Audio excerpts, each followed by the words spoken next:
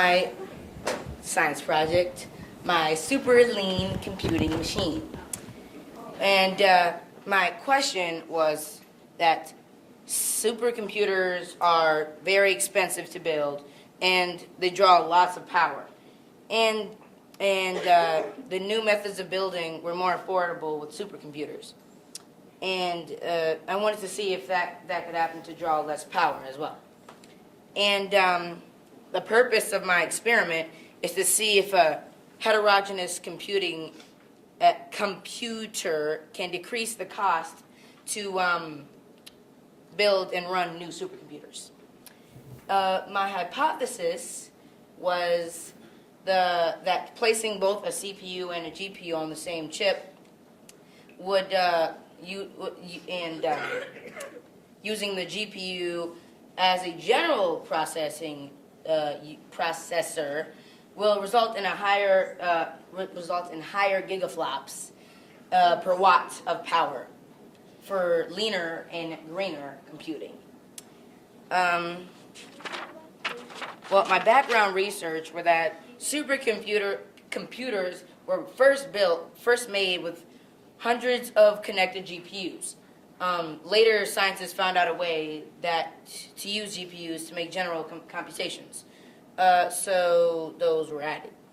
Today, some scientists are looking for some ways to put the CPU and the GPU on the same chip to increase speed and reduce cost. I read some PowerPoints and research papers from a scientist named Wu Fang. He was using an earlier version of the chip that I used, but his chip only had 2 CPU cores and 80 stream processors. My GPU has 400 stream processors and 4 cores.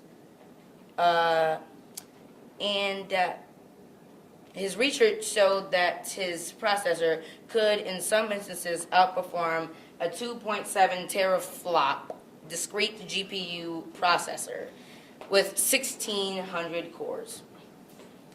This is faster than some supercomputers.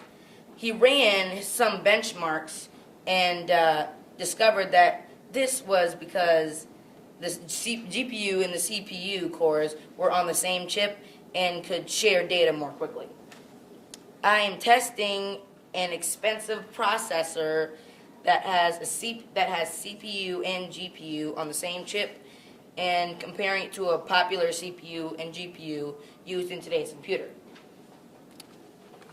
My materials were an OCZ Vertex 3 solid state drive, Corsair CX power supply, a Asus F1 A75M Pro motherboard, a Patriot Division 2 Viper Extreme DDR3 RAM, an AMD 883850 chip, and inland performing tools to help me make it, an Antec SSD hard drive compatible case, monitor, mouse, keyboard, the Samsung DVD hard drive, and a Windows 8 developer preview.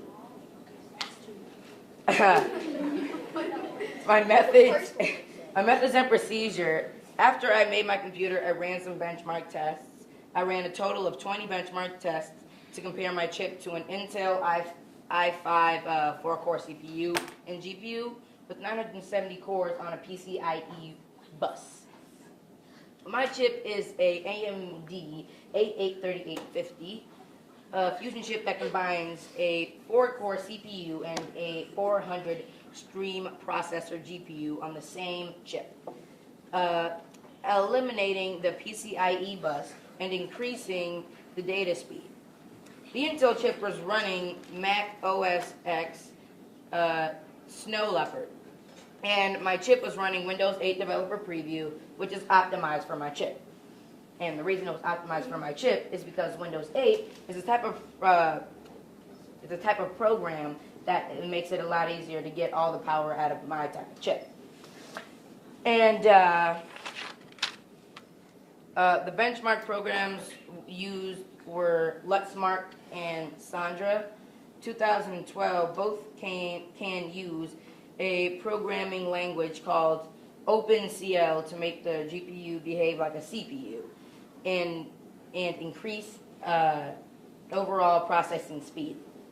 I ran my 3 tests right here, and as you can see on the first one, these tests were not used in the way that my chip is more designed as, and in that kind of case, the Mac, as you can see, is overall faster than the Windows on both runs. And when I did my Sandra, the Windows 8, I only used the Windows 8 with this, but I ended up with 60 MPIX per second and 19.22 MPIX per second. And I was going to have photographs, but I don't have them. So, and my experimental data is that I had a total of 20 data points and 2 benchmark programs. Number 1 was Lexmark, and number 2 was Sandra. My analysis of data results, what I'm saying now is that the Intel was faster in all tests, but was also more expensive and drew more power. The Fusion processor is $129, but the Intel and its GPU are $280. When the GPU and CPU are combined for computation, my computer gives more performance per dollar than the Intel system. This is calculated by dividing the benchmark number of the price. My chip also uses half of the wattage, so it's greener too. And my conclusion is that I think that it would be better to have a Fusion chip than a regular chip with a discrete GPU for supercomputing nodes. I think that it's partially because it depends on what type of work you're doing, but it would use it no matter. I would use it no matter what, due to the cost of energy savings. And my bibliography over here is on the efficiency of the fused CPU and GPU processor for parallel computing.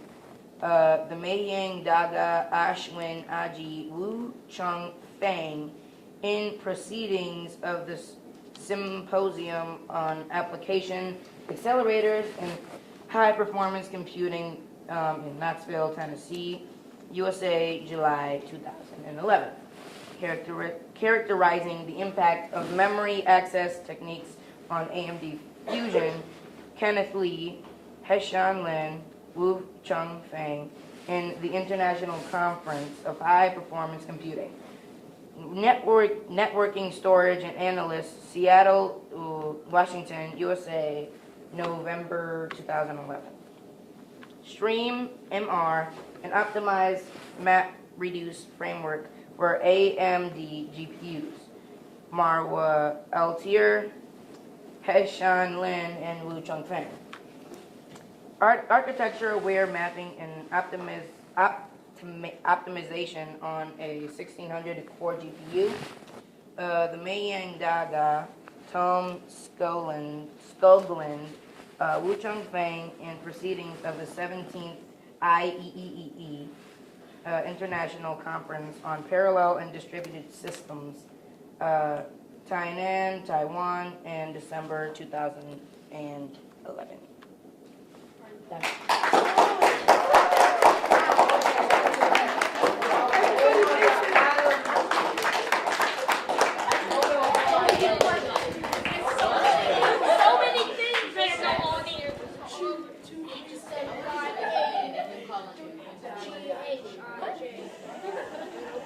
Kayla?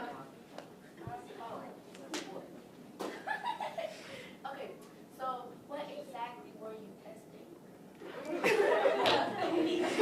I was testing the speed of the how fast it could compute. Olivia? Okay, you're probably right, it's probably worth researching. But are you going to keep like the computer stuff and actually like them? Josh?